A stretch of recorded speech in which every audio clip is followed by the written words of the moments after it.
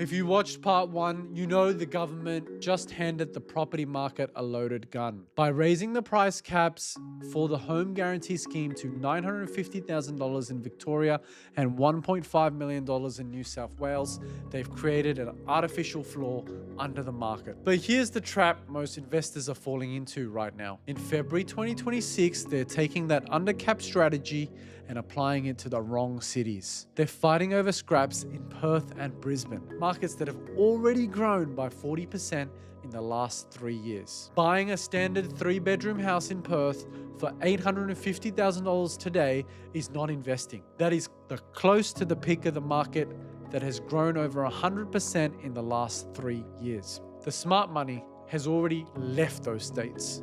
They're moving sideways. They're targeting 2 cities that the media spent the last 2 years bashing: Melbourne and Hobart. Why, you may ask? Because in these markets, the new price caps aren't just a floor, they are a rocket fuel injection into a market that is fundamentally undervalued. Let's look at the totality data in January 2026. It tells a story the news headlines are missing. First, the two-speed economy is real. Affordable homes are growing 4 times faster than luxury homes.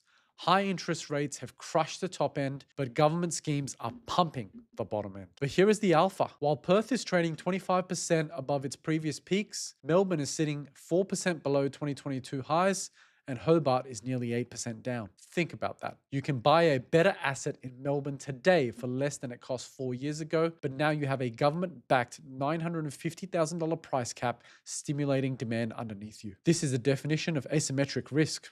Limited downside, massive explosive upside. Let's talk Melbourne. For 2 years, investors fled because of the land tax changes. That fear created a pricing distortion that is about to snap back. With the metro tunnel finally open, connectivity just changed the game. Here are 2 suburbs where you can buy prime assets under the $950,000 cap before the crowd catches on. First up, Reservoir. It's the biggest suburb in Melbourne's north. Historically, it was working class, but the Northcote ripple has officially arrived. Has a median house price of $1.02 million, which is perfectly positioned, if you know how to find it, under the $950,000 cap. You can find old houses on nice blocks of land close to the CBD. You have express trains to the city, massive blocks of land, and young families from Northcote and Preston who need that backyard space and are priced out and moving north. You are buying gentrification for free. Suburb number 2, Frankston. Stop laughing.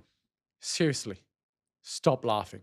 If you still think Frankston is rough, you haven't been there since 2020. For context, I was there just last month. Median house price, $861,000. That's nearly $100,000 of headroom before you even hit the price cap. It's a bayside suburb with a beach, a university, and a major hospital, trading at a steep discount to the rest of the bayside suburbs in the east. In 2026, affordability is king, and Frankston is the king of affordability. Now for the contrarian play, Hobart. This market was decimated in 2023 and 2024, but in 2026, it has the tightest rental vacancy rates in the country. The new regional price caps cover 80% of the market here. That means almost every house in Hobart is now a target for government-backed buyers, but not for long. I'm looking particularly at Warrane.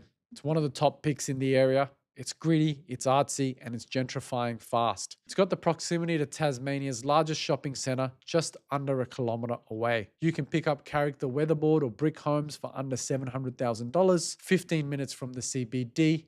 It's flat, which matters in hilly Hobart, and yields are still pushing 4.5%. You're getting paid to wait for capital growth cycle to turn, all while being right next to the most premium suburbs in Hobart, sharing the same postcodes as Bellerive, Howrah, and Mornington, which are all trading for $800,000 or more. Here's the summary for your 2026 strategy.